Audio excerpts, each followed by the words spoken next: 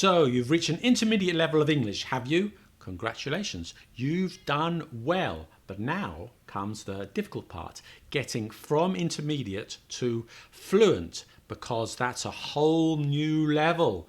Years of study, years of practice, and you just don't have the time. Do you want to spend your evenings, your days studying English when you could be doing more interesting things like watching TV series on your favourite streaming platform, or defrosting the fridge, or just staring into space? If only you could get fluent in just 15 minutes. If only there were such a video on YouTube which could help you do that without all the hard work. Well, here it is. Today on LetThemTalkTV, we've got 7 ways you can sound fluent right now. Even if you're definitely not, follow these rules and you will fool anyone. Maybe not for a long time, but at least for a few minutes. And sometimes that's all you need.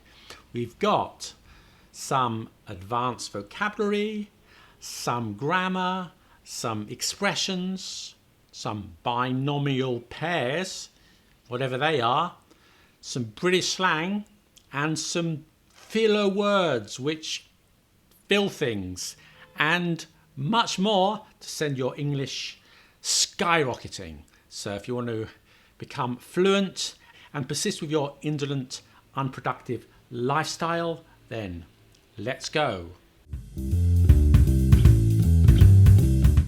Let's start with filler words, because some fluent speakers use more filler words than actual words.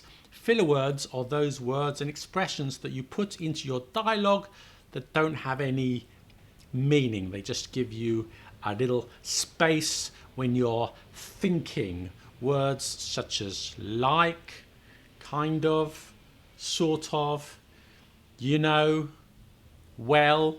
I know I should clean the bathroom, but I'm sort of, busy with stuff. I kind of feel like I want to, do something. Now, some people say that it's not good using these filler words, but I disagree. Of course, using them every other word is bad. But when you need to pause, to take a couple of seconds to think about something, to reflect about what you're going to say next, especially if English is not your first language and you need those extra few moments to think, these filler words are useful. What is bad is when people say, you end up sounding like a demented sea lion. Anyway, I think we should take the train at tomorrow afternoon. Okay, that sounds terrible. That's terrible. So don't say but using filler words with moderation, they are fine, and you will be perceived as a more confident English speaker and make you sound kind of, fluent. Next we have mild swearing, not to be confused with actual swearing.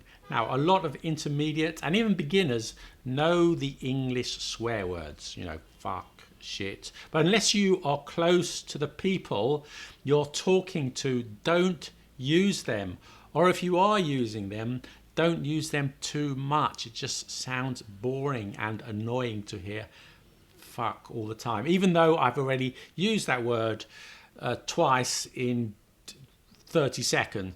However, what native speakers do is sprinkle mild swear words that don't offend anybody, or at least nobody living in the 21st century. And psychologists have shown that mild swearing adds a little spice, a little passion to your language. And if you use them wisely, you will be perceived as more persuasive. And as I said, you won't offend anyone. Well, let's look at a few examples of mild swear words and expressions in British English. So we have bloody, damn, hell, helliver, heaven, God, for God's sake, Jesus, blimey. You might notice that many of these are blasphemies, so don't use them at your Bible study group coffee morning. Otherwise, it's okay. Here are some examples. This is a bloody good video, isn't it? Who the hell put sugar in my coffee? Was it you, Perkins? Get out, you're fired. Oh, for heaven's sake, you're driving me crazy. I may be bloody arrogant, but I'm the best damned salesman this company has ever known. Blimey, how did you finish that so quickly? Blimey, by the way, stands for blind me, and it's heard a lot in the UK, especially in London and in Australia, I believe. What in God's name are you doing just standing there? Go out and change the damned world. Jesus, that was amazing. I've had a hell of a day. I'm glad it's over. So start using mild swearing, combined it with filler words, and now you're really starting to sound fluent. Well, bloody hell, that was, amazing.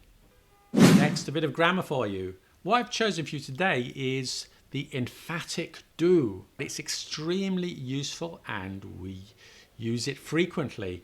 When you use it, your English will sound subtle and more nuanced. So how do we use it? So sometimes we use do in an affirmative sentence before a verb to make it sound stronger. Usually verbs of opinion and emotion like, hope, want, believe, know, feel. Don't, of course, we use in negatives anyway, but we use do in positive sentences to make them more emphatic. For example, I hope to see you soon becomes I do hope to see you soon. I do believe that you should eat more vegetables. I do like a little glass of sherry in the evening. I do want to move to the city centre, but rents are so expensive. Yes, I do know how you feel. Often learners of English will use really instead of do, but it's not quite the same. Really is an intensifier, but do is just a bit more subtle and sounds more natural and just makes your phrase stronger. You can also put do in front of an imperative for extra politeness. Do sit down is better than please sit down, which sounds to me like an order. Please sit down and start your work. But you can use the emphatic do to make your order sound stronger. But here it's not so polite. Do go away. Do leave me alone. I do hope you'll use it, but now let's move on to my next tip. Use words of Anglo-Saxon origin. Yes, that's right. English vocabulary is a mix of French and Latin, Greek, and Old English, also called Anglo-Saxon, while the words of French origin tend to be precise and perfect, like the words perfect and precise and origin. The Anglo-Saxon words tend to be more meaty and gritty and raw and strong, like grit and meat and raw and strong and. To help you out here, I've got a few words of Anglo-Saxon origin, but do a search on Google if you want a longer list. So instead of saying probability, say likelihood. What's the likelihood of seeing a unicorn on Oxford Street? Well, pretty slim actually. Instead of doubt, use qualms. She's the girl for me. Definitely, definitely. Well, I do have a few qualms actually. Instead of change, you could use upheaval. I moved home, I moved country, and I got a new girlfriend. Yes, there has been a lot of upheaval in my life recently. Instead of mix, you could use jumble. I've got so many brilliant ideas, but they are all jumbled up in my head and I can't think of anything. You could use the word crave to talk about a strong want or desire. Yes, I crave this opportunity to use my immense talent. If you want to know more about the origins of English words, do check out this fascinating video I made up here. Now some expressions. I've chosen some expressions that you can use in everyday situations. We don't want anything obscure or rarely used. We want expressions that everyone understands and that you can use them all the time and make you sound fluent. And here are 5 of them. Chop chop. Instead of hurry up, say chop chop. We're leaving in 5 minutes and you're still in your pajamas. Chop chop. Hold your horses, which is kind of the opposite of chop chop. When somebody's moving too fast or making a decision too fast, you can tell them to slow down with hold your horses. Hold your horses? Why do we have to leave in 5 minutes? The train doesn't leave for 3 hours. Instead of I'll think about it, say I'll chew it over. You want us to leave the city and go and live in a village in the mountains? Well, I'm not sure, but I'll chew it over. Fat chance. Fat chance actually means no chance. Do you think you and Doris will get back together? Fat chance. Instead of saying it makes me angry, say it gets my goat, or the thing you are talking about gets your goat.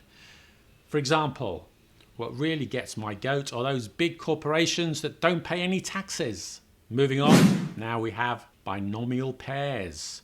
These are 2-word expressions with a conjunction between them that people frequently use to express a simple idea. For example, let's wait and see. I'm sure you already know that one. It's a binomial because you say wait and see and not see and wait. And these are used extensively in everyday conversation. And I'm only going to give you 5, but if you want more, then we have a video with 60 of them. Yes, 60, which is more than 5 if my math serves me right. So definitely check that one out. First and foremost, this just means the first thing and the most important thing. You might say this when you're speaking to a group of people. For example, well, first and foremost, I just want to say what a pleasure it is to see you here again after all this time. Short and sweet. You say this when you tell another person or a group that you are only going to speak briefly on a subject. I've got a lot to say on this matter, but I'm going to keep it short and sweet. It's over. By and large, and this means on the whole for the most part. So for example, by and large, it was a good film, but I thought the ending was unconvincing.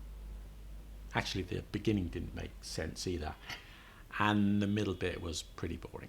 Sick and tired. Now this is another way of saying fed up, when something annoying has repeated again and again and again. I'm sick and tired of hearing your excuses. Just do what you have to do. Aches and pains. And this means minor discomfort or pain. Nothing serious though. For example, I fell off my bicycle and I suffered a few aches and pains, but I'll be okay in a couple of days. British slang. No conversation would be complete without a few choice words of British slang. We use slang so that we're perceived as insiders within a social group or culture, rather than someone who has learnt English at school or from books. So it's important to know a few to help you sound more credible and more like a local. Here are a few extremely common British ones that you can use at any moment. Mug. This is a gullible person, someone who believes anything and as a result makes stupid decisions. You put all your life savings into a unicorn farm in Patagonia? Oh, you're such a mug.